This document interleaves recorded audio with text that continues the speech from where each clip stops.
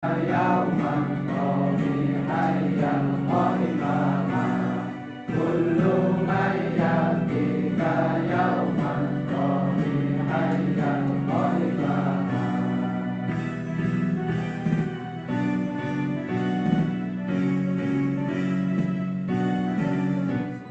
hati wahai tanah airku, cintaku dalam imanku, jangan halangkan nasibku. Bangkitlah hai bangsaku, pusaka hati wahai tanah airku, cintaku dalam imanku, jangan halangkan nasibku. Bangkitlah Indonesia negeriku, engkau banjir martabatku. Siapa datang mengancammu, kan binasa di bawah dirimu. Siapa datang mengancammu, kan binasa di bawah dirimu.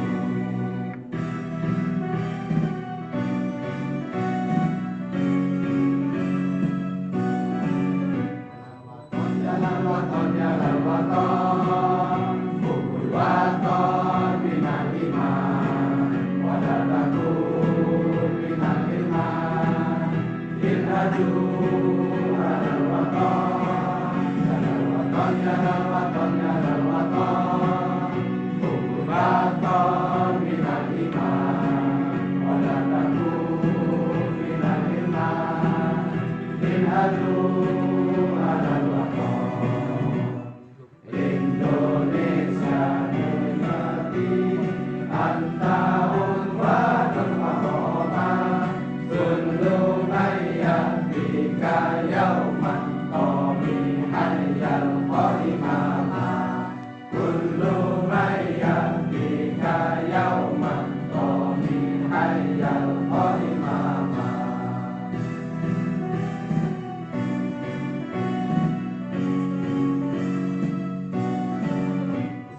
Hati wahai tanah airku, cintaku dalam imanku, jangan halangkan nasibku.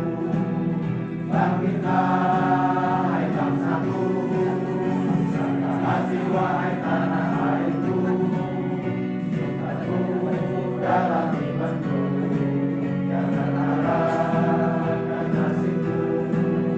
Bangkitlah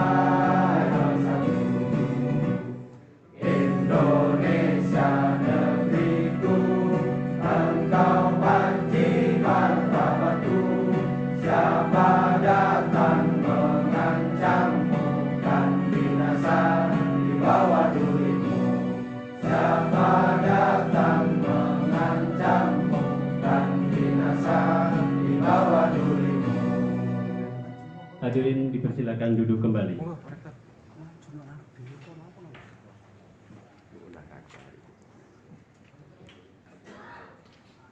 Acara selanjutnya sambutan dari Rektor Universitas Nahdlatul Ulama Sidoarjo kepada Bapak Dr. Haji Fathul Anam MSI, disilakan.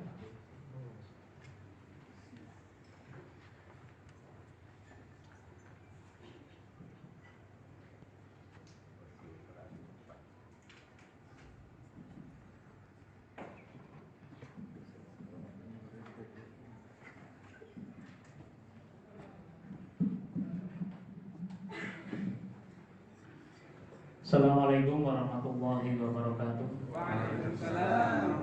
Bismillahirrahmanirrahim. Wassalatu wassalamu ala Rasulillah, la haula wala quwwata illa billah. Amma yang saya hormati Sekretaris PP LPPLU Mas Lukmanul Hakim, yang saya hormati Bapak Direktur Kemahasiswaan Kemenristek Dikti Bapak Dr. Hidin Wahidin, yang saya hormati Bapak Ketua PIW LPPLU Jawa Timur sekaligus Bapak Rektor Unmusa Bapak Ahmad Syazidi, yang saya banggakan Bapak Ibu pimpinan PTNU seluruh Indonesia yang hadir di tengah-tengah kita.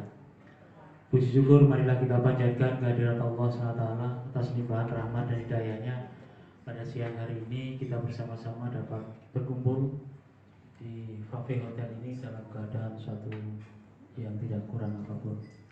Salawat serta salam mudah-mudahan tetap tercurahkan kepada junjungan kita Nabi besar Muhammad SAW. Bapak Ibu para pimpinan LPTNU yang saya hormati, Bapak Sekretaris PP LPTNU, acara ini digagas sekitar seminggu yang lalu dan semuanya serba mendadak. Alhamdulillah yang hadir pada hari ini terkonfirmasi sekitar 34 perguruan tinggi dari 40 yang masuk di dalam list dari PP LPTNU. Berangkat dari satu keprihatinan bersama, mudah-mudahan sosialisasi hari ini mendapatkan pencerahan langsung dari Pak Didin. Ada dua hal yang menjadi keresahan para pimpinan LPTNU ini. Yang pertama adalah terkait dengan beasiswa bidik misi, dan mudah-mudahan hari ini nanti akan terjawab semuanya. Yang pertama terkait dengan teman-teman yang sampai hari ini barangkali belum mendapatkan rekomendasi untuk yang beasiswa alokasi khusus, baik itu yang BPA maupun yang bidik misi. Jadi yang belum mendapatkan rekomendasi itu yang sampai hari ini barangkali ada masalah pertama. Kemudian yang kedua, kalaulah kemudian sudah mendapat rekomendasi, ada persyaratan pertama yang itu juga barangkali nanti perlu kita diskusikan bersama dan kita carikan solusi, yaitu persyaratan bahwa calon mahasiswa penerima bidik misi itu harus terdaftar di dalam basis data terpadu dari Kementerian Sosial. Ini yang barangkali nanti kalau itu diterapkan betul, maka ini akan menjadi musibah bagi kami. Jadi ini yang kami harapkan pada sesi hari ini nanti kita sampai tuntas. Mudah-mudahan kita semua dapat penjelasan dari timnya Pak Didin, dan harapan kami bersama bahwa sepulang dari ini kita sudah bisa tersenyum. Itu aja yang penting. Wajah-wajahnya masih tegang semua. Yang penting tersenyum tadi, Pak. Saya kira itu Bapak Ibu sekalian, saya ucapkan terima kasih atas kehadirannya di Sidoarjo. Mohon maaf kampus kami kecil sehingga hari ini ada PKKMB, sehingga kalau kami tempatkan di kampus saya khawatir kita tidak bisa konsentrasi, sehingga kita tempatkan di hotel ini. Ya ini kampusnya, Pak. Oh iya, mudah-mudahan. Tadi sudah ada yang tanya, ini punyanya itu Sidoarjo saja. Ya, amin. Dari bidik misi, Pak. Demikian Bapak Ibu sekalian, mudah-mudahan kita kehadiran kita pada siang hari nanti bisa saling menyemangati, agar kita bisa bersaling tukar pikiran, bisa bertukar program. Tadi Pak Yasidi sudah dengan beberapa teman rektor berkomunikasi untuk saling memanfaatkan dan saling menguatkan. Ini yang menurut saya perlu untuk secara periodik kita laksanakan terus. Barangkali kalau Bapak Ibu Rektor setuju, ya kita adakan 3 bulan sekali, kemudian kita pilih seluruh Indonesia. Dengan demikian maka kita sekali lagi dapat saling menguatkan dari bertukar pikiran dan kita dapat bertukar program. Saya kira itu yang bisa saya sampaikan. Terima kasih atas semua yang telah hadir di tempat ini. Kurang lebihnya mohon maaf. Assalamualaikum warahmatullahi wabarakatuh. Demikian sambutan dari Rektor Universitas Nahdlatul Ulama Sidoarjo. Kepada beliau disampaikan terima kasih. Sambutan berikutnya dari Profesor Dr. Insinyur Ahmad Jazidi selaku Ketua LPTNU Jawa Timur. Kepada beliau disilakan.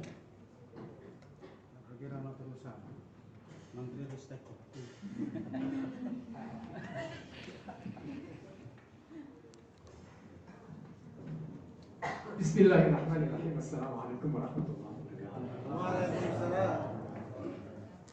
Alhamdulillah wassalatu wassalamu ala Rasulillah Sayyidina Muhammad ibn Abdillah la hawla wa la quwwata illa billah.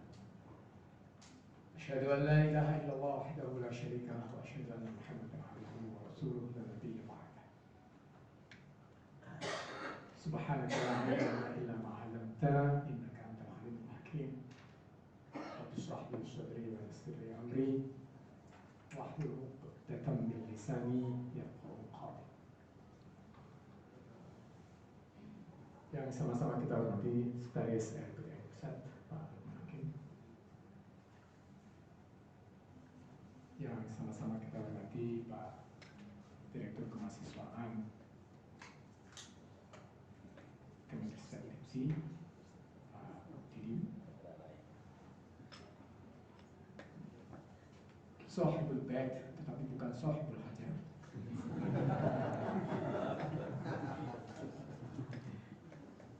Rektor Unisida, Pak Fatkul Anam, Ibu Bapak sekalian, para peserta sosialisasi kebijakan program bidik misi yang saya hormati dan saya muliakan. Alhamdulillah, puji syukur kita panjatkan kehadirat Allah. Dalam keadaan sehat kita ditakdirkan ketemu di kampus Unisida ini. Bukan ya? Salam dan salam dan senantiasa tercurah pada junjungan kita Nabi Muhammad SAW. Ibu sekalian, saya tidak menduga disuruh berdiri di sini menyampaikan apa saya sendiri tidak tahu apa yang saya sampaikan ini. Bagi saya ini pertemuan yang sangat penting dan terkait dengan bidik misi yang panjenengan semua akan terima atau sudah terima atau sedang terima, tapi ada beberapa masalah yang harus diselesaikan. Saya memahaminya begini, Pak Didi, program bidik misi ini bagi teman-teman PTNU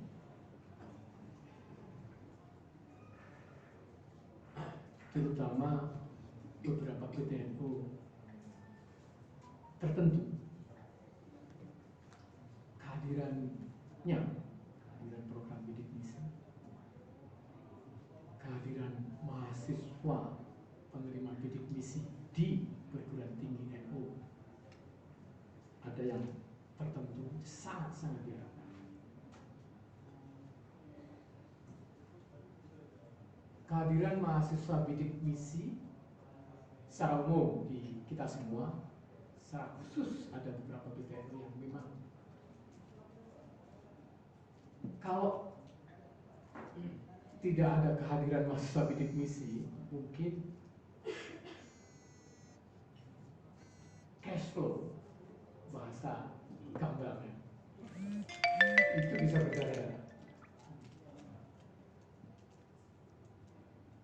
Kita semua menyadari bahwa keberadaan kita ini PTNU itu masih sangat mengandalkan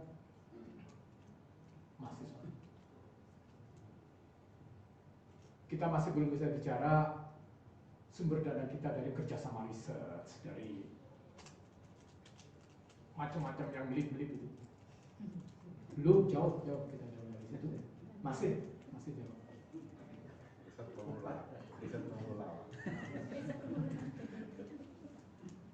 Sumber utama cash flow kita mahasiswa.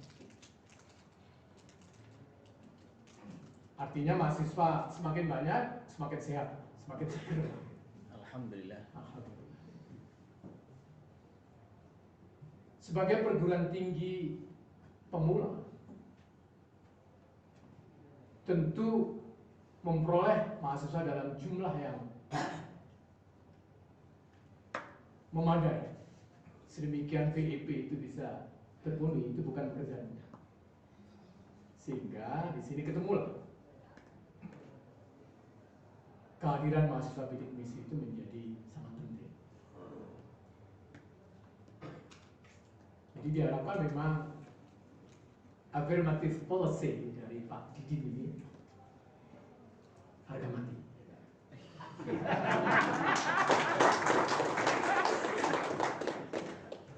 Khusus Boyo ya.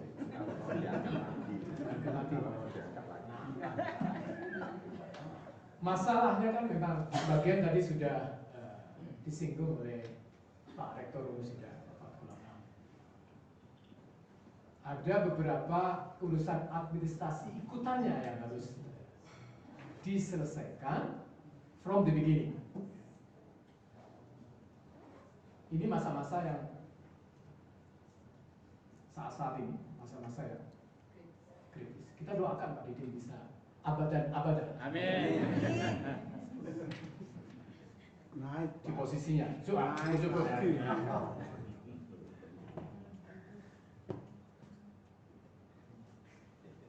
Jadi urusan-urusan administrasi ikutan itu sebisa mungkin memang selesai sejak dari awal. Yang ingin juga kami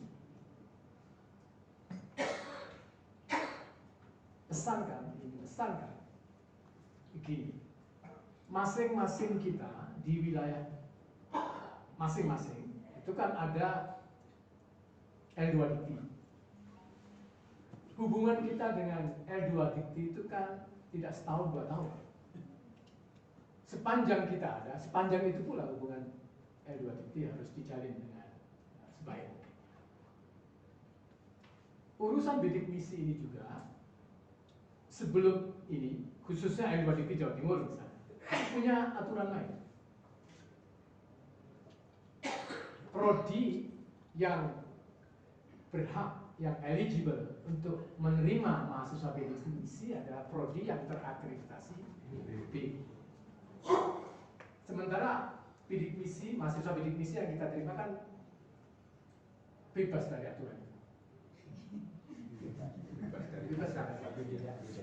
Nah, kalau kita tidak memanage komunikasi ini dengan baik, ya, karena keberpihakan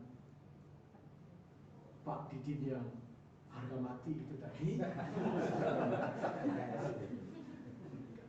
ya, bukan mengabaikan atau apa, Pak Didin itu lebih berkuasa dari harga Didin.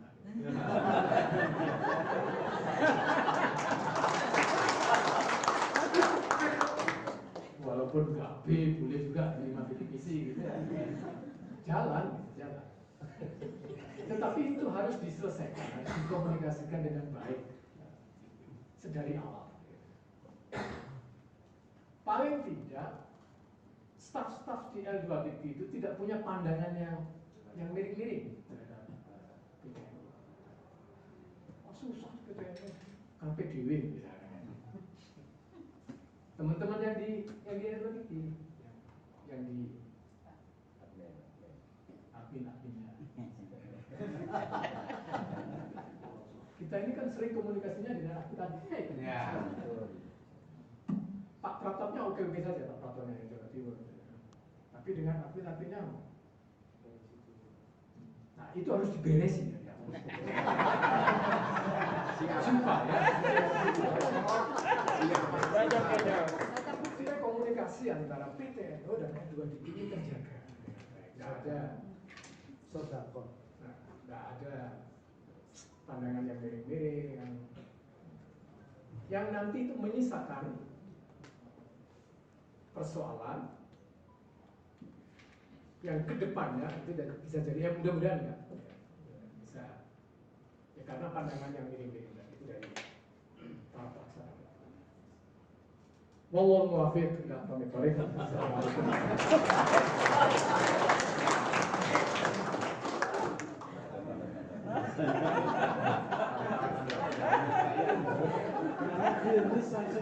Atas sambutan dari Bapak Profesor Dr. Insinyur Ahmad Tajidi, kami sampaikan terima kasih. Acara selanjutnya yakni pembukaan. Kami mohon kepada Bapak Haji Lukmanul Hakim MSI dari Sekretaris LPTNU Pusat berkenan untuk membuka acara sosialisasi kebijakan program bidik misi tahun 2019. Pada beliau disilakan.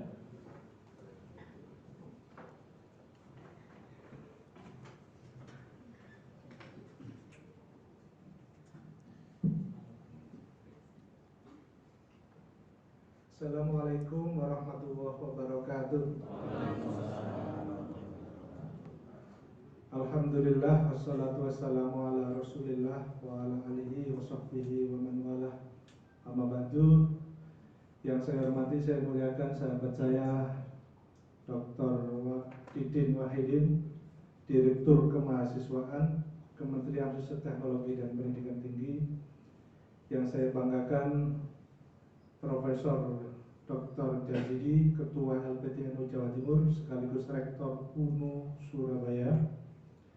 Yang saya banggakan Kakanda Pak Dr. Fatkul Anam, Rektor UNU SIDA, yang hari ini sohibul apa? Sohibul hajat. Sahabat-sahabat semua, ada pengurus pusat LPTNU yang hadir, ada sahabat saya Mas Afifi, mana Mas? Ini yang paling depan, sekaligus juga mewakili UNU Jakarta ya. Oh ada sendiri. Oh ada sendiri. Oh ya sudah. beda. Ya, SPPD-nya beda. Sahabat saya Pak Fatoni Rodi, ini juga PP LPTNU, Rektor Umaha.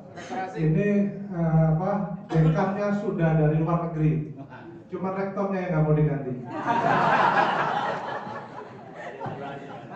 Sahabat saya Mbak Rara, ini ketua des beasiswa, mohon berdiri supaya sahabat-sahabat semua akrab. Ini Mbak Rara, ini des beasiswa LPTNU.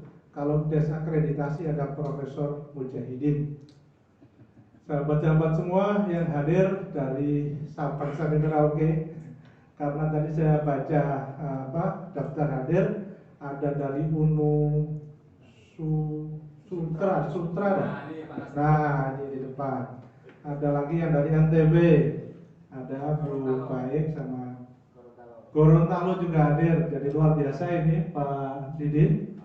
Jadi benar yang dikatakan Pak Jazidi tadi, jangan sampai sudah jauh-jauh dari Sultra, dari NTB, dari Gorontalo nggak dapat pasti, bisa nangis pulangnya nanti. Sahabat-sahabat semua, alhamdulillah siang hari ini kita bersama-sama bisa silaturahim berkumpul dalam acara sosialisasi kebijakan program bidik misi tahun 2019. Saya perlu sampaikan dari tahun ke tahun, alhamdulillah LPTNU selalu terjadi peningkatan kuota. Dari tahun 2 tahun yang lalu itu belum sampai 1000, tahun kemarin sudah 1000. Tapi dibanding kuota, ya ini kita perlu tepuk tangan dulu, terima kasih Pak Didin. Nah sekarang ini kuotanya sudah sangat banyak, sudah ada 130.000 kuota bidik misi. Jadi saya tadi bisik-bisik sama Pak Didin, bos kalau sudah kuotanya segitu banyak, masa LPTNU masih dapat 1000? Ya minimal 5.000 lah. Nah, langsung dibisin, oke siap katanya.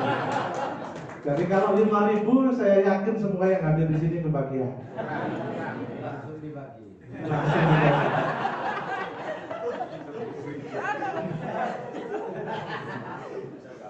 Jadi memang bidik misi ini kunci ya, karena pertama kita bisa sekaligus membantu sahabat-sahabat kita yang mustadafin, dan itu mayoritas pasti NU di Indonesia ini Pak Didin. Saya sebenarnya nggak perlu sampaikan karena Pak Didin juga NU. Jadi kalau sudah sama-sama NU, pemegang kebijakannya NU, yang mau dibantu juga NU, harusnya jangan sampai lagi kita dapat bidik misi yang sedikit kuotanya, harus banyak. Setuju ya? Setuju semua Pak Didin. Ini suara hati umat ini Pak Didin. Jadi itu yang paling utama. Tentu sebagai pengurus pusat saya juga mengingatkan kepada seluruh pimpinan perguruan tinggi NU yang hadir untuk terus meningkatkan kualitas. Nah, ini saya perlu cerita sedikit. Ini mumpung ada Pak Jazidi, saya ini selalu dapat update dari UNUSA. Kalau dari 2016 yang lalu rankingnya masih 2805, sekarang sudah rankingnya 146. Ini sementara buat Indonesia. Nah, meskipun saya jarang-jarang komunikasi sama Pak Jazidi, tapi Pak Prof Kacung Marijan selalu mengupdate terus, Prof. Ya, alhamdulillah ini UNUSA luar biasa. Tentu ayo kita jadikan sebagai contoh buat kita semua untuk meningkatkan ranking masing-masing di semua kampus kita. Setuju ya? Sesama Lamongan. Itu ada uji selanjutnya itu, Prof Bambang. Nah, tentu ini jadi tempat kita untuk ngejar UNUSA yang baru lahir tahun berapa, Prof? 6 tahun yang lalu, 2013, 6 tahun yang lalu sudah bisa kejar sangat cepat dari 2805 rankingnya, tiba-tiba sekarang langsung jadi 146. Ini tentu kebanggaan buat kita semua selaku entitas keluarga besar Nahdlatul Ulama. Nah, tentu kita juga pengen seluruh yang hadir ini bisa sekaligus nanti minta dibina. Nah, minta pembinaan dari Prof Jazidi. Nanti dikirimkan pasukannya yang sakti-sakti itu siapa, supaya NTB bisa cepat, Gorontalo bisa cepat, Sultra bisa cepat, Lampung, mana lagi? Itu ada ide kreatif juga dari Universitas Hasyim Asy'ari Tebuireng. Jadi untuk meningkatkan popularitas itu dia bawa yang namanya Hotman Paris ke Tebuireng. Sambil dikasih gelar Gus, jadinya sekarang Gus Hotman Paris. Itu kreasinya Pak Rofim itu, berdiri Pak Rofim. Nah itu dia. Ini kecanggihan seperti ini penting untuk mengejar ketertinggalan kita. Tapi saya yakin semuanya saya lihat kualitasnya sudah mulai meningkat sangat bagus. Jadi semuanya dalam posisi memang siap menghadapi revolusi industri 4.0 ini dengan berbagai metode cara. Seminggu yang lalu Ketua Forum Rektor PTNU Pak Maskuri Bakri, Rektor Unisma ke Jakarta, ketemu dengan saya, ada Pak Rektor Unisla juga dan beberapa rektor yang lain. Alhamdulillah melaporkan perkembangan demi perkembangan, semuanya dalam posisi jangan khawatir. Kita kalau dulu terus menerus dianggap pinggiran, sekarang sudah top lah kita ini. Nah tentu ke depan kita song-song terus. Saya sedikit laporkan, barangkali belum ada yang tahu, ada yang belum tahu. Dulu kalau di tahun 2015 setelah Muktamar Jombang itu kita dipasrahi tugas 97 kampus NU Indonesia. Sekarang ini sudah ada 225 kampus di Indonesia. Ini perkembangan luar biasa, dan tentu berbagai macam perkembangan itu adalah hasil kerja keras kita semua.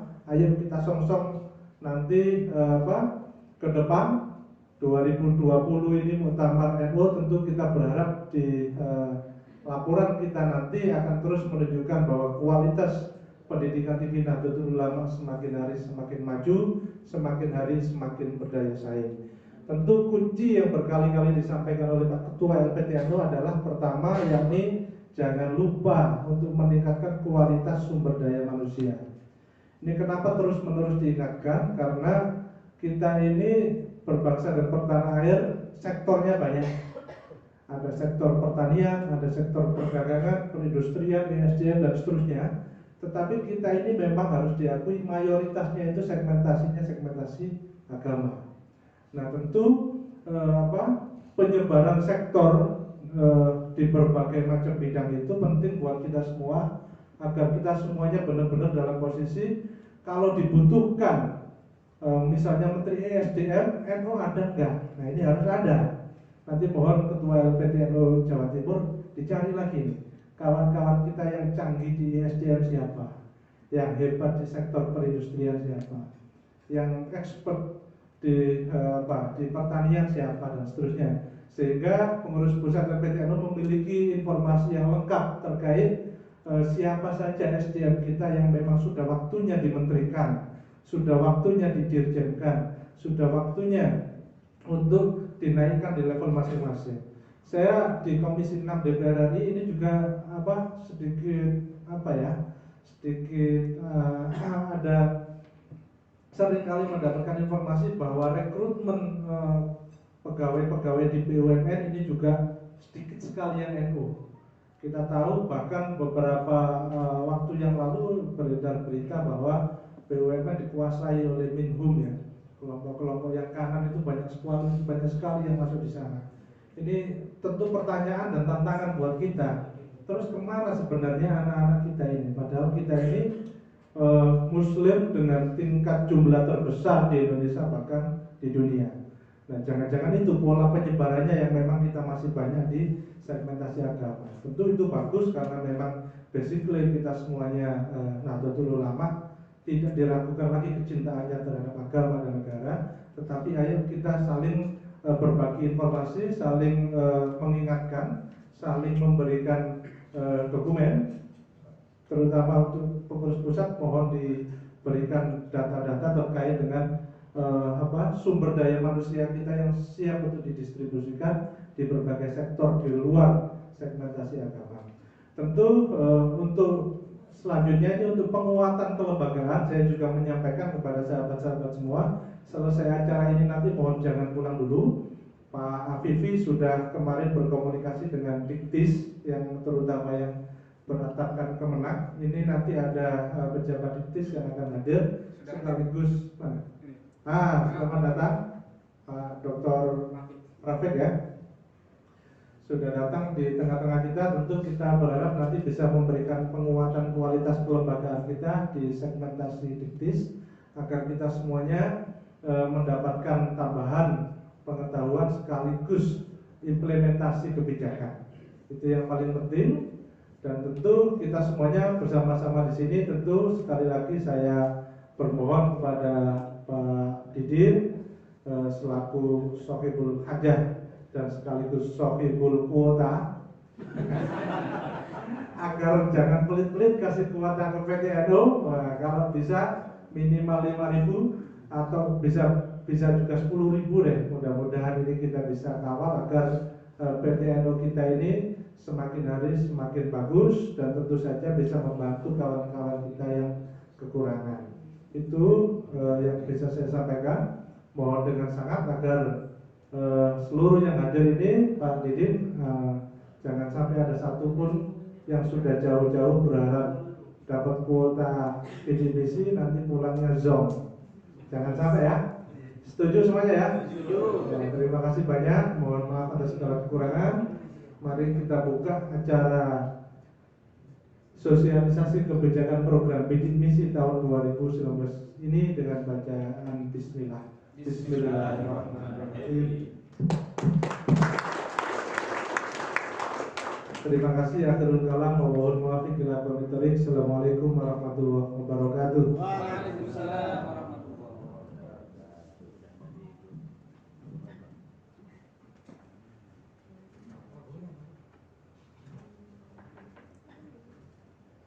Kepada Bapak Haji Lukmanul Hakim MSI dari pengurus pusat LPTNU, kami sampaikan terima kasih. Berlanjut ke acara berikutnya yang merupakan acara inti pada siang hari ini, yakni pengarahan dari Direktur Kemahasiswaan Kementerian Ristek-Dikti yang akan disampaikan oleh beliau yang terhormat Bapak Dr. Didin Wahidin. Kepada beliau dipersilakan.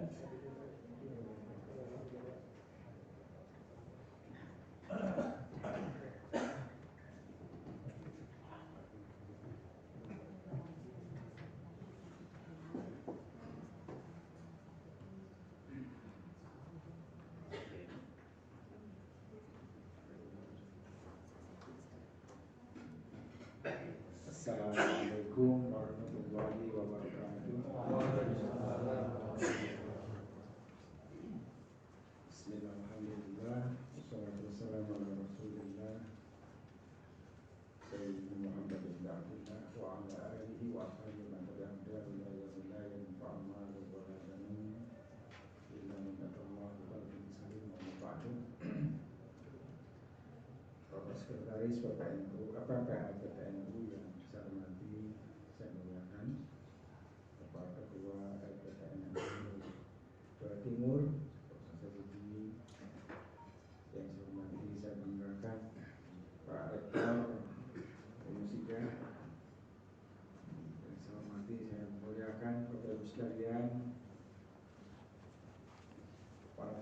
dengan perguruan tinggi di lingkungan Nahdlatul Ulama yang saya hargai, yang saya muliakan, saya banggakan.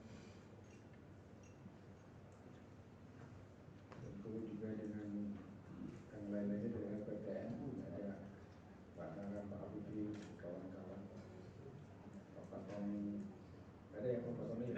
Siap. Ya, ada di mana-mana. Ada di mana? Tapi tidak kemana-mana. Tahu. Akhirnya kami muliakan, tentu puji dan syukur marilah kita panjatkan kehadiran Bapak pada hari ini. Walaupun waktunya agak berubah-ubah gitu ya, saya akhirnya bisa berkumpul dengan Bapak Ibu sekalian, kesempatan yang sangat membahagiakan ini. Pada mulanya kami memang sudah mengagendakan acara khusus ini dengan Pak Habibie. Pak Habibie pokoknya kita harus bertemu, saya bilang ini, harus bertemu. Kapan waktunya tentukan sendiri, saya bilang nanti kita akan menyesuaikan. Karena memang saat-saat ini saat-saat yang ini kalau dari sisi pembagian kuota istilahnya itu adalah saat-saat kritis, karena memang Oktober itu akan segera datang, dan ketika Oktober itu datang kita tahu akan ada hal-hal yang mungkin akan sangat kita nantikan atau mungkin sangat tidak kita inginkan. Mudah-mudahan hal baik yang nanti kita peroleh di Oktober itu. Bapak Ibu sekalian, saya sebagai Direktur Kemahasiswaan ditemani oleh Pak Guru, Kepala Seksi Kesejahteraan di lingkungan Komisi Dikti, Pak Guru ada di belakang. Beliau ini sebetulnya menggawangi beasiswa-beasiswa. Beasiswa kan macam-macam, ada PPA, ada bidik misi, ada adik Papua, kemudian ada juga adik 3T, ada beasiswa prestasi untuk yang atlet misalnya, ada beasiswa prestasi yang mendadak, ada beasiswa yang diminta langsung keluar.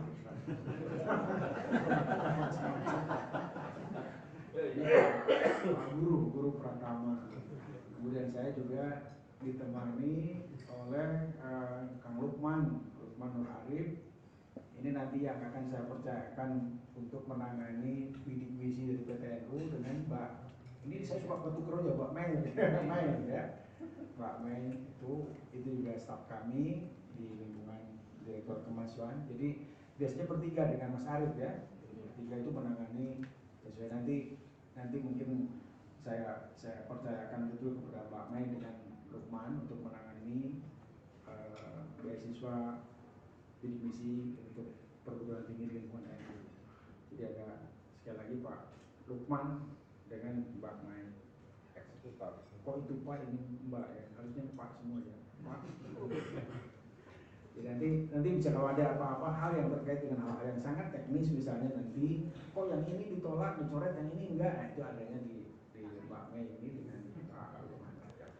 Karena memang terus terang saja tahun kemarin memang luar biasa, ada yang mengajukan sampai 100 lebih, tapi yang diterimanya kok hanya 15 Pak. Marah-marah, saya bilang nggak usah marah-marah, yang diajukan kok dari Kementerian Agama itu ya Pak. Prodinya agama misalnya. Pasti ada merasa Pak. Nggak usah marah-marah, karena apa kami bisa dimarahi. Makanya karena disebutnya salah sasaran ya. Terus terang pada hari ini sebetulnya saya tadinya dengan Kasubditnya Pak Ismail Yusputra, Kasubdit untuk kesejahteraan dan kewirausahaan.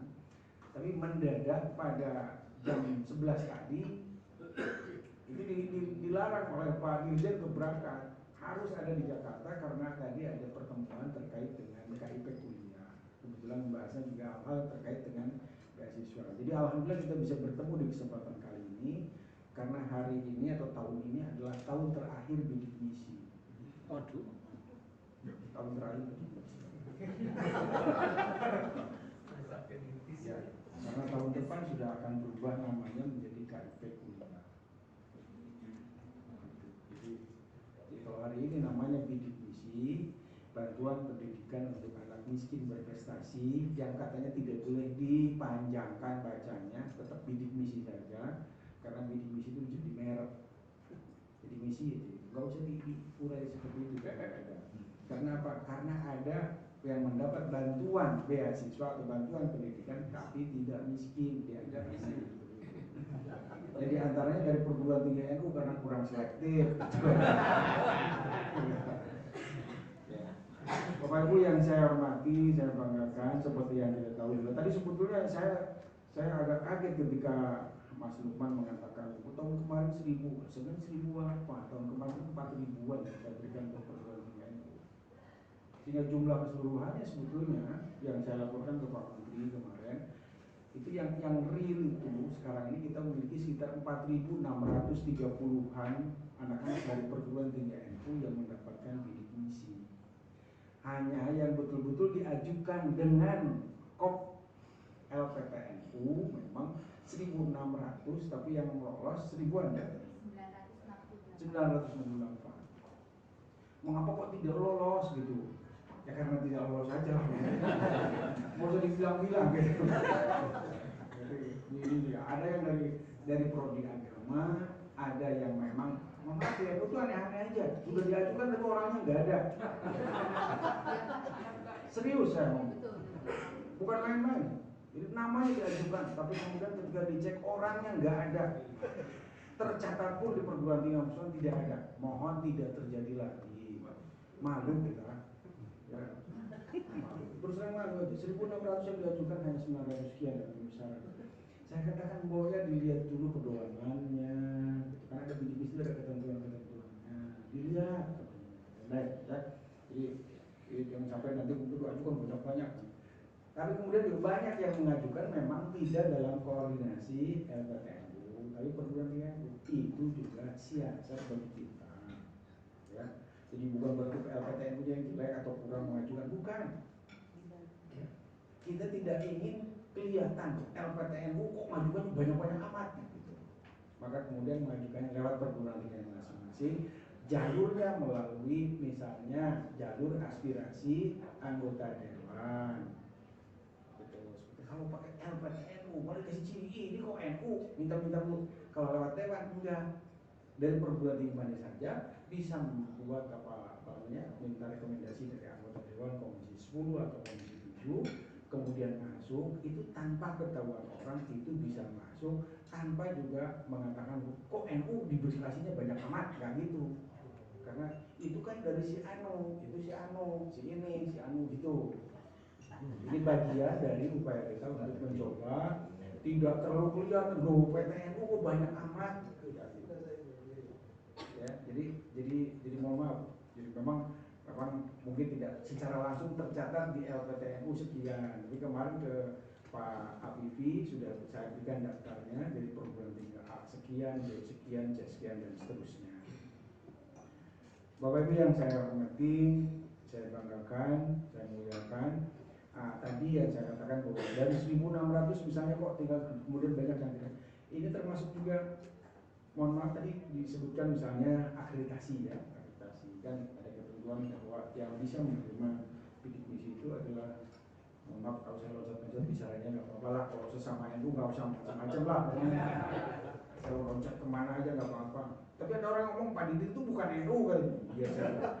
Kalau saya disebut bukan NU, yang NU ya apa?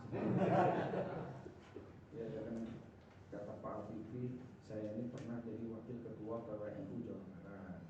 Saya pernah jadi sekretaris PWNU Jawa Barat. Saya pernah ketua Ma'arif Jawa Barat. Saya pernah ketua ISNU Jawa Barat. Jadi kalau saya disebut tidak NU yang kayak apa?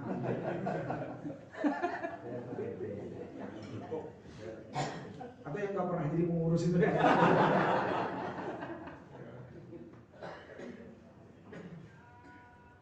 Bapak Ibu yang saya hormati, terkait dengan akreditasi, ini Mas Lukman, Mbak Mai, bahwa Pak Guru, memang kita semua sempat dipaksa untuk pada tahun ini diberlakukan akreditasi minimal B. Pak Dirjen kami sudah mengatakan ini garisnya Pak Dirjen supaya kita tidak ditegur terus sama Bappenas. Karena apa? Karena memang bidik misi itu tadi singkatannya aja bantuan pendidikan untuk mahasiswa miskin berprestasi. Lah kalau ukuran prestasinya apa Pak Dirjen katanya gitu. Jadi teguran dari Bappenas, Pak Dirjen sudah salah sasaran ya. Jadi Kemendikbud dicap salah sasaran. Karena apa? Karena kriteria berprestasinya kemudian tidak dilaksanakan. kita juga mendapat teguran BPK dan sampai sekarang belum selesai. Main itu cengir-cengir aja dia karena tahu kan teguran BPK itu belum selesai. Teguran BPK itu karena pertama karena memang itu tadi miskin berprestasi, kok prestasinya nggak ada. Makanya saya katakan ini merek bukan singkatan gitu. Nama beasiswanya aja divisi gitu. Lalu kata Bappenas, kalau disebut berprestasi berarti kalau misalnya katanya diterima di perguruan tinggi negeri, maka karena persaingannya ketat maka dia disebut berprestasi katanya. Lalu kalau ini kata swasta yang akreditasi pun belum, misalnya begitu, ukuran prestasinya apa? Ya sebenarnya miskinnya dapat. Itu ada dua-duanya. Nah, ini kan perlu apa namanya? Maksudnya perlu sesuatu ya, penjelasan yang lebih arif dari kita semua. Pada akhirnya tahun ini ya, ini pasti Lukman yang nyemirnya Bapak Lukman.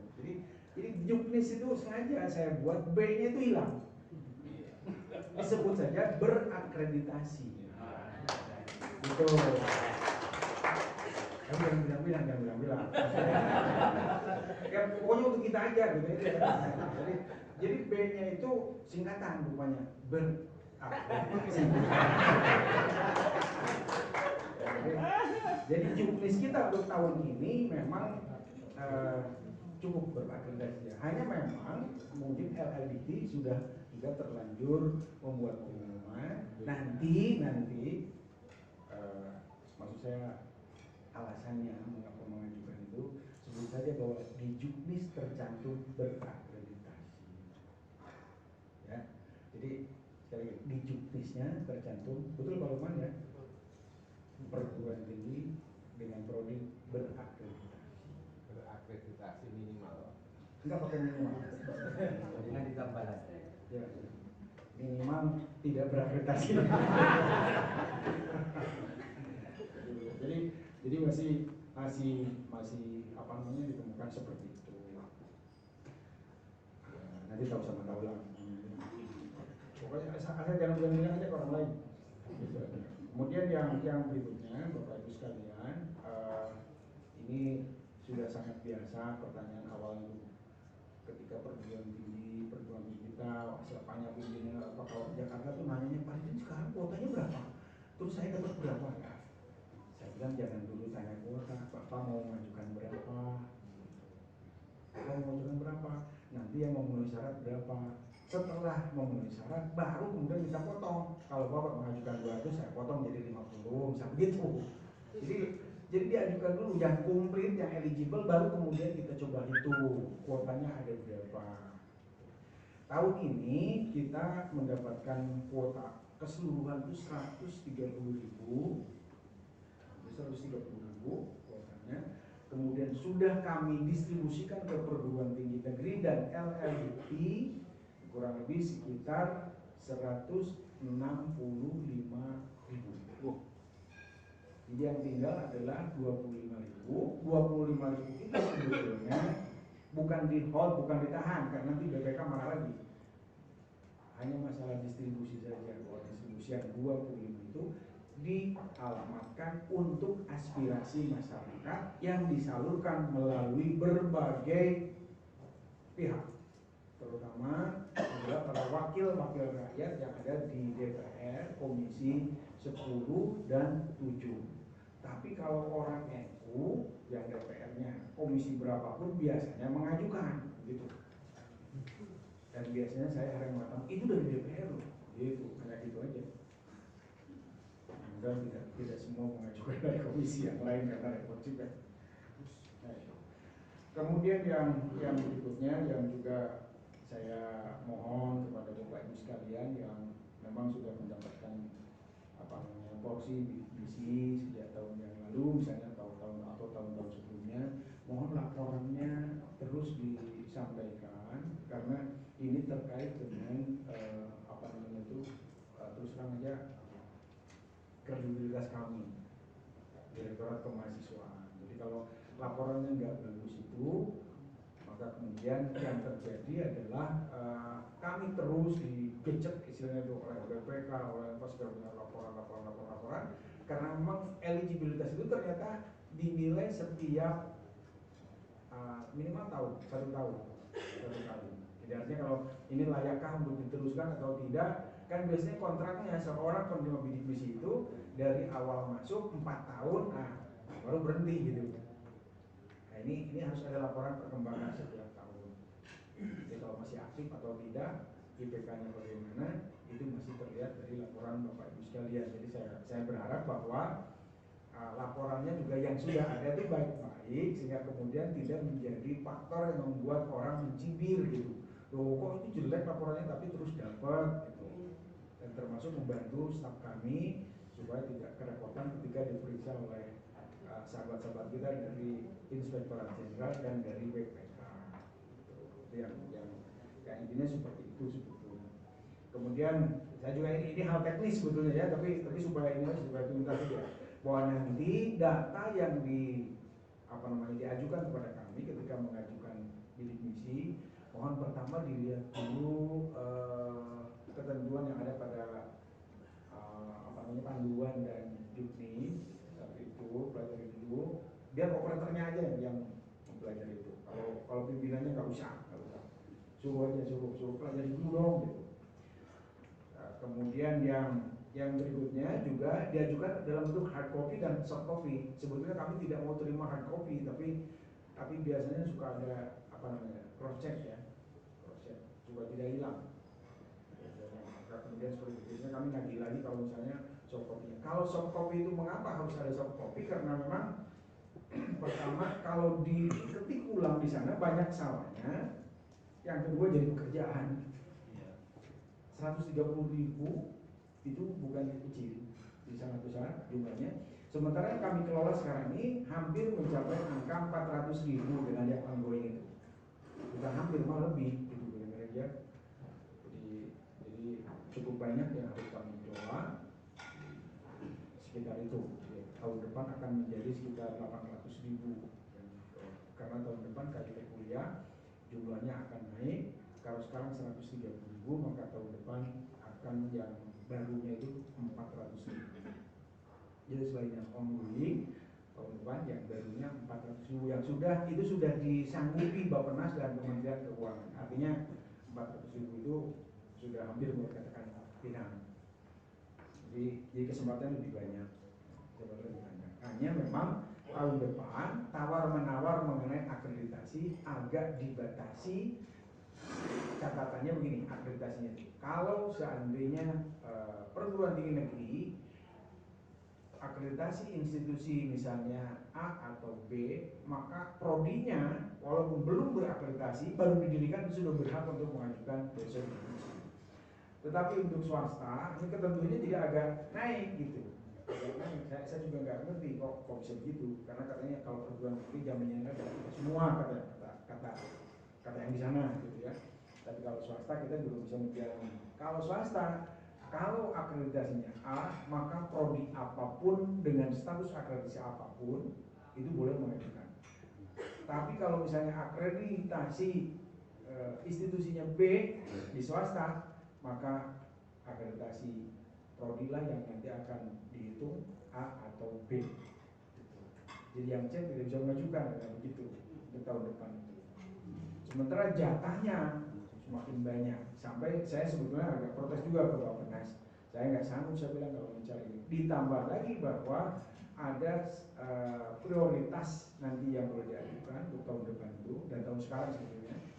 Prioritas prodi yang diajukan itu adalah prodi STEM. Jadi prodi STEM yang diutamakan prioritasnya.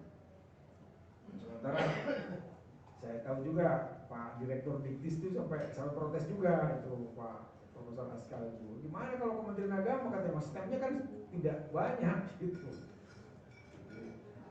Sementara kita juga kerepotan kalau misalnya 400.000 dengan prioritas STEM, maka kemudian kita mencari mahasiswanya akan kewalahan. 400.000 bukan sedikit, jadi lumayan besar.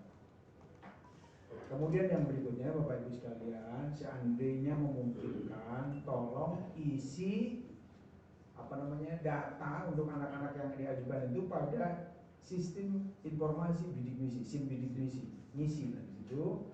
Nanti kalau eligible maka kemudian masuk, kalau tidak eligible maka eligibilitasnya nanti oleh Pak Lukman, Sekretaris PPTNU. Itu kata Pak Lukman, eligible, ini tidak.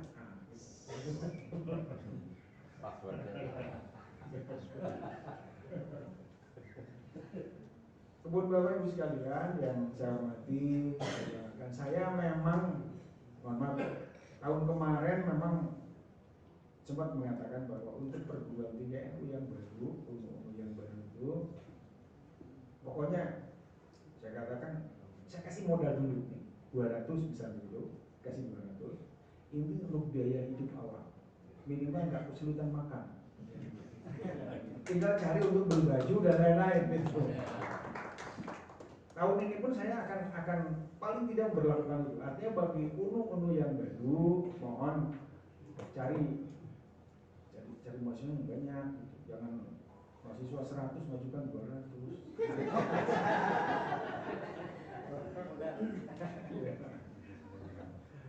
Ya Allah, saya jadi sedih, ketawa sendiri. Karena yang saya sindir itu ternyata dari perguruan tinggi saya sendiri.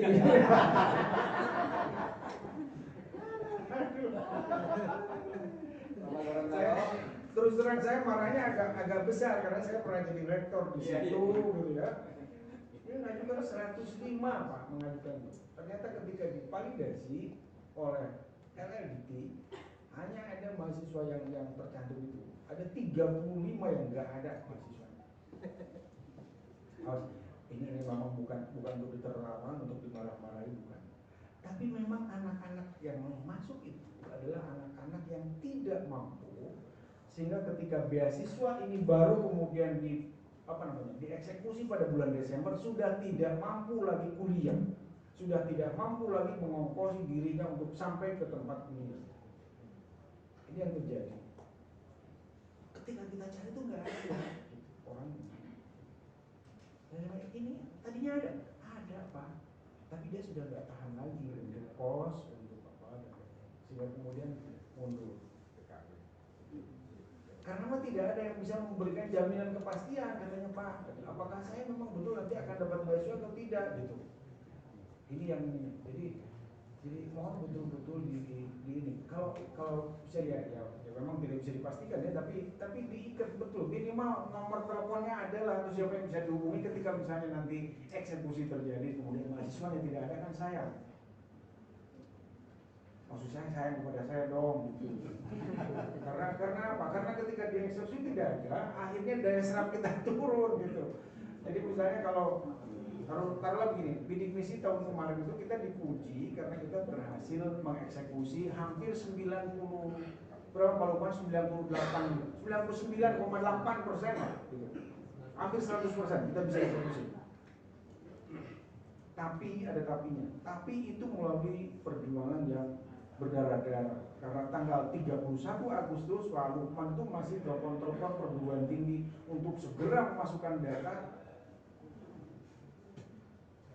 Bayangkan 31 Desember.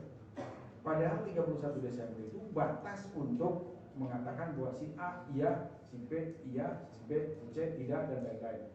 Bahkan kami mendapat kembali teguran Pak, surat cinta dari BPK karena sampai 30 Januari ada sekitar 300 juta apa 300 miliar ya? 300 miliar belum cair. Masya Allah. Belum cair. Dan itu dianggap oleh BPK sebagai penyumbang, sebagai kepeledoran. Untung bahwa dari yang 300 miliar itu namanya sudah ada. Jadi sudah dikatakan ini hanya dititipkan di bank tapi namanya ada. Jadi uang ini sudah milik si A, si B, si C, si D. Yang tak mengambil rekening Pak. Iya. Nggak mengambil rekening. Itu. Mengapa terjadi seperti itu? Karena anak-anak kita itu banyak yang diantaranya warga kita yang diajukan di bidik misi belum punya rekening Pak. Tidak punya rekening. Mengapa Pak yang mau disimpan katanya? Uang kita nggak punya. Bahkan yang perpanjangan, yang semester 1 misalnya bisa, semester 2-nya itu belum tentu bisa diperpanjang karena uangnya diambil semua, rekeningnya mati. Ini Bang, jadi mohon juga maksud saya diperingatkan juga ke anak-anak, jangan diambil semua, 100.000 lah sisakan di situ supaya rekeningnya tidak mati. Satu itu. Yang kedua, karena tidak punya rekening dan lama serta banyak salah-salah nulisnya, maka terpaksa kita buatkan rekening dari sana. Jadi melalui bank di pusat, di kantor pusatnya dibuatkan rekening. Ada berapa? Ada misalnya sekitar 100.000, kita buatkan nomornya dari bank yang 4 itu, bank plat merah yang 4, dibuat rekeningnya di pusat, sehingga nomor rekeningnya ada, gitu, tidak salah-salah lagi. Kemudian nomor rekening ini di-drop ke tiap-tiap cabang dari bank-bank yang bersangkutan, tergantung di mana letak dari perguruan tingginya, kemudian dibagikan di sana. Jadi saya jadi tertawa karena banyak yang nggak ngambil rekening. Betul Pak, kami juga mendapati kenyataan bahwa ada rekening yang dibuatkan, orangnya nggak ada. Ini orang enggak. Saya tidak akan membuat contoh PTNU. Contohnya Universitas Cendrawasih. Kita mendapat teguran yang agak keras karena ada 400 orang kalau tidak salah ya. Berapa 400 orang atau 400 juta? 400 orang. Orang itu nggak merasa kalau dia mengajukan bidik misi, uangnya ada. Maka kita sama seperti itu. Kemarin baru datang saja kepada kami dari perguruan tinggi negeri, datang lagi. Tiba-tiba ada surat dari bank, Pak, ini ada uang katanya sekian ratus juta dari nama ini. Ternyata rekening yang sudah dibuat itu tidak diambil. Orangnya oleh perguruan tinggi yang bersangkutan sudah diganti, Pak. Sudah diganti. Jadi sudah dengan orang yang baru. Jadi bisnisnya sudah ganti dengan orang yang baru. Ternyata rekening yang lama itu tidak diambil, uangnya masih ada. Saya bilang kalau saya manfaatkan buatkan masjid, saya bilang gitu. Ya Pak, masjid tapi saya terus pesantren, pesantren di KPK.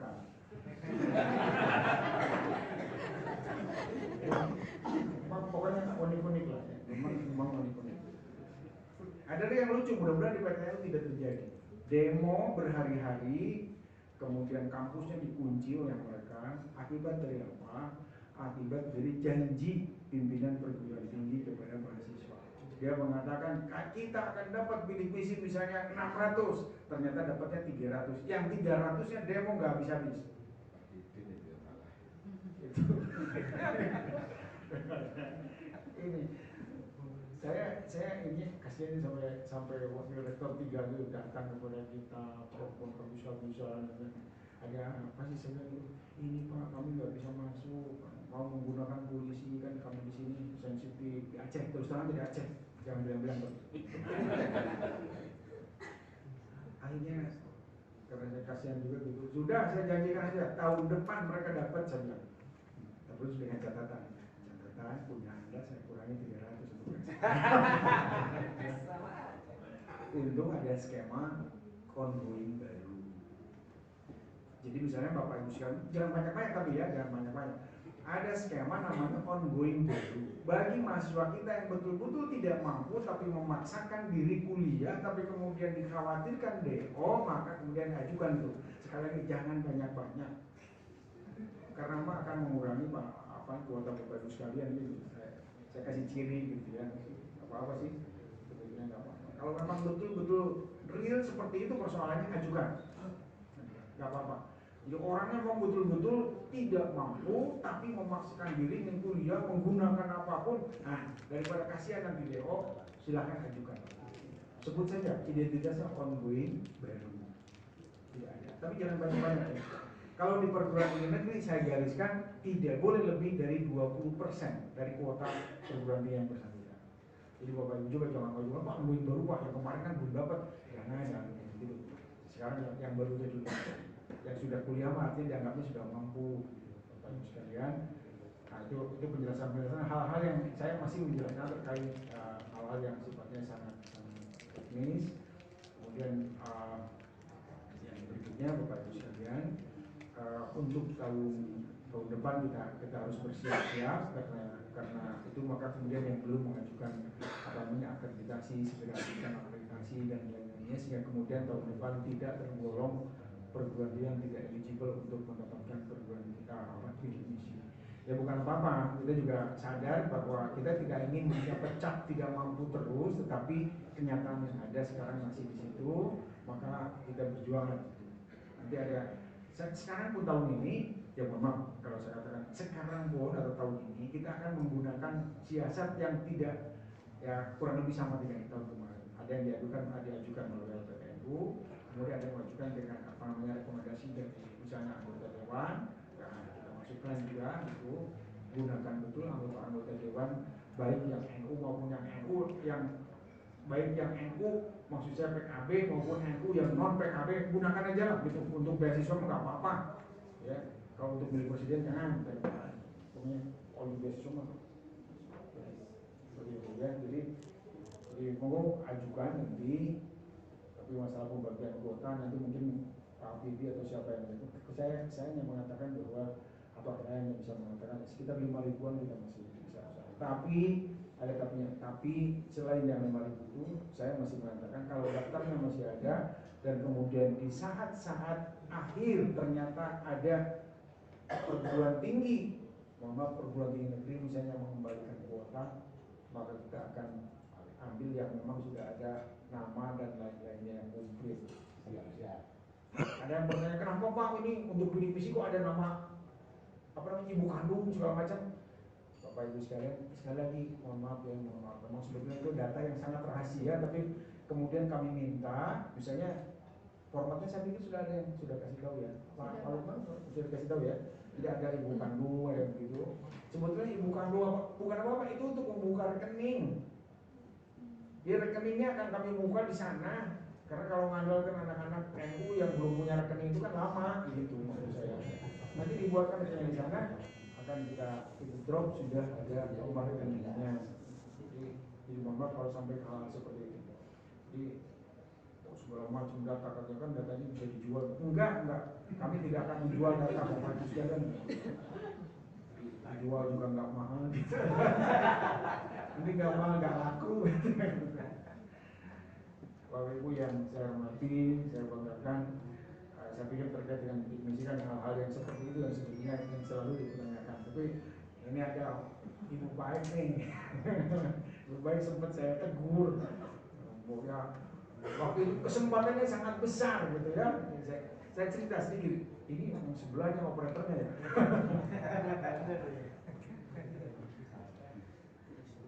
Jadi saya itu sebetulnya sudah berharap-harap gitu ya.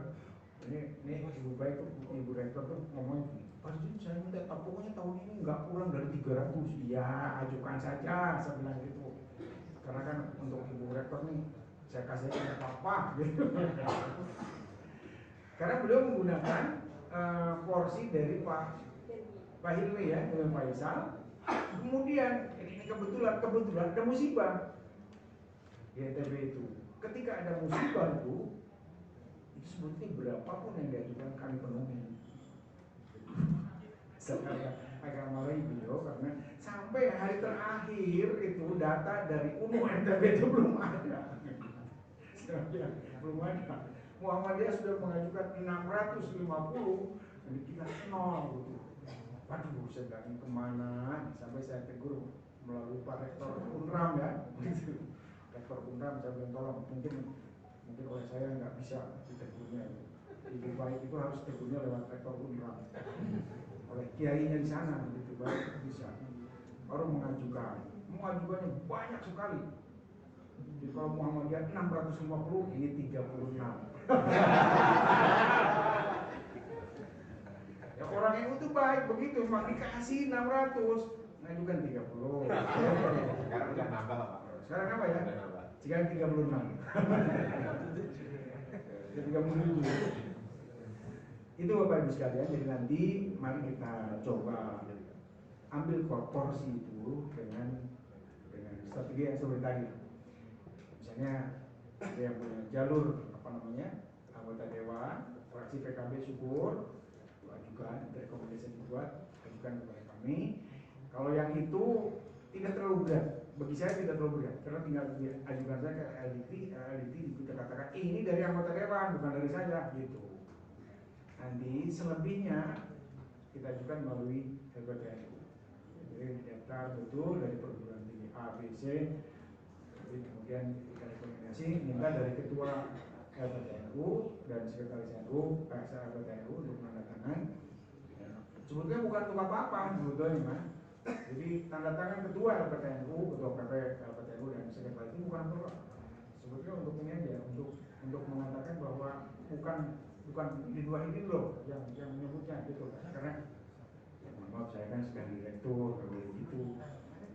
Jadi ya, nanti kalau saya jadi pengurus LPTNU baru saya bawa gitu. Saya kan sebagai SDM ya, jadi nanti ketika saya bawa surat itu saya sedang berperan sebagai pengurus LPTNU. Ketika mengeksekusi saya sedang jadi direktur komunikasi. Harus bisa membedakan lah, gitu ya.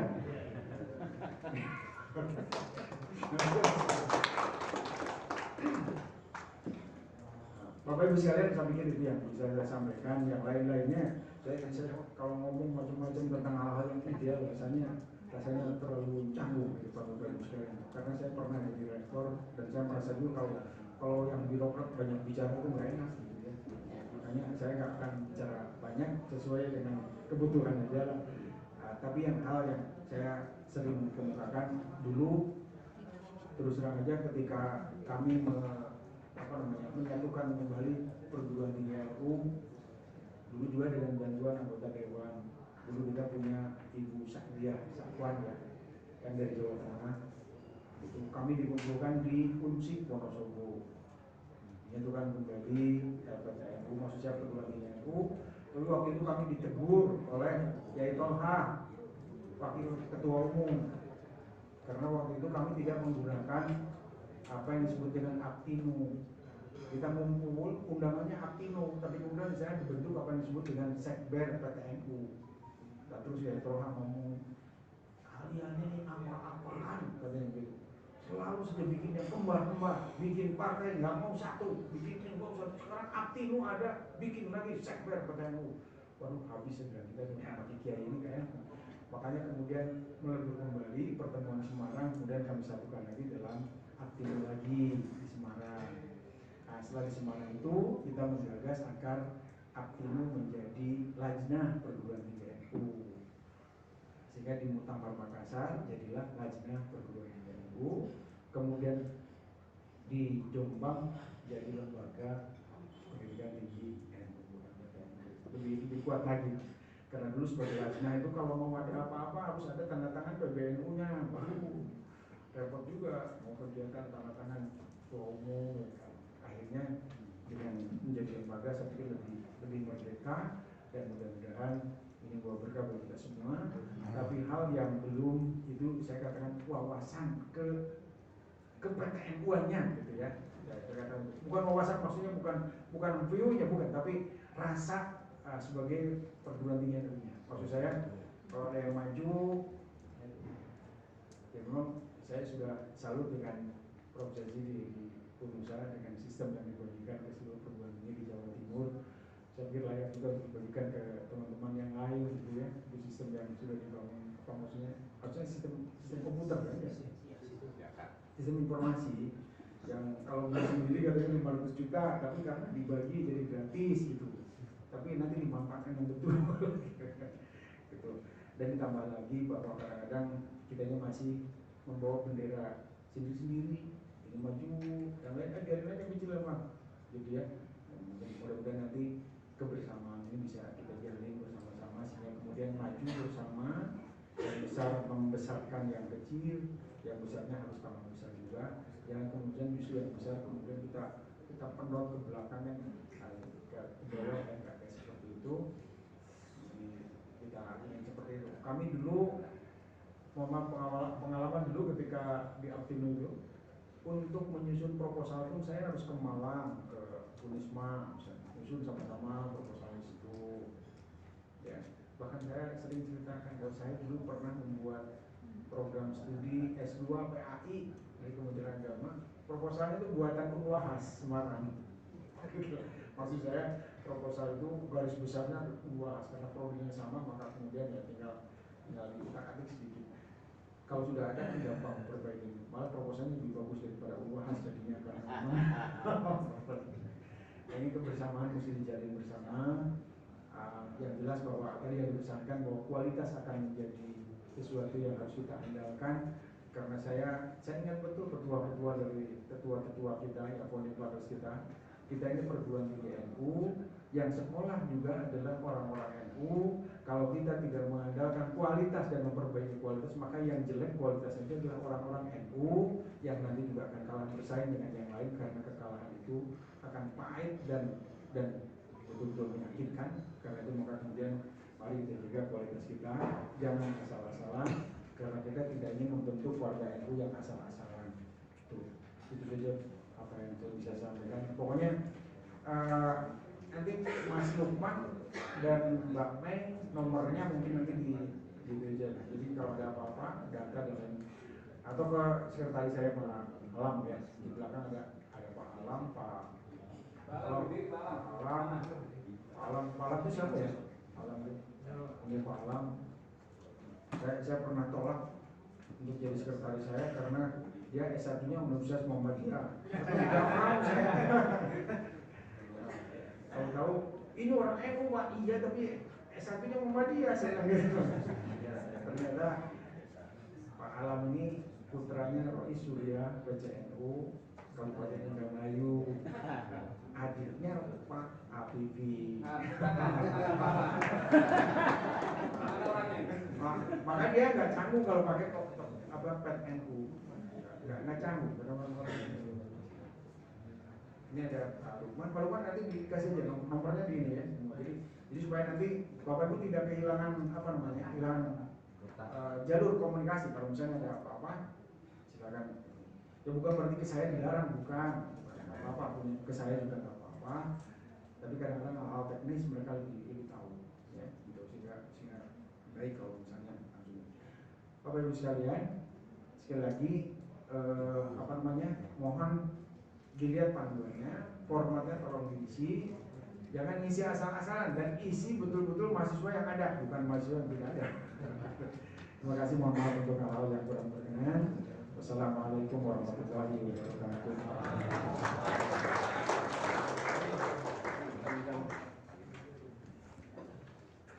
Kami sampaikan terima kasih kepada Bapak Direktur Kemahasiswaan Kementerian Ristek Dikti, Bapak Dr. Didin Wahidin. Hadirin Bapak Ibu pimpinan Perguruan Tinggi NU se-Indonesia yang kami hormati, acara selanjutnya yakni sesi tanya jawab yang akan dipandu oleh panitia dari LPTNU. Dan sebelumnya acara saya serahkan kepada panitia dari LPTNU. Saya selaku pembawa acara dari awal hingga akhir, mohon maaf apabila ada kata-kata atau tingkah laku saya yang kurang berkenan di hati Bapak Ibu semua. Akhirnya akhirul kalam, wallahul muwaffiq ila aqwamit thoriq. Wassalamualaikum warahmatullahi wabarakatuh. Kepada Bapak Muhammad Afifi disilakan.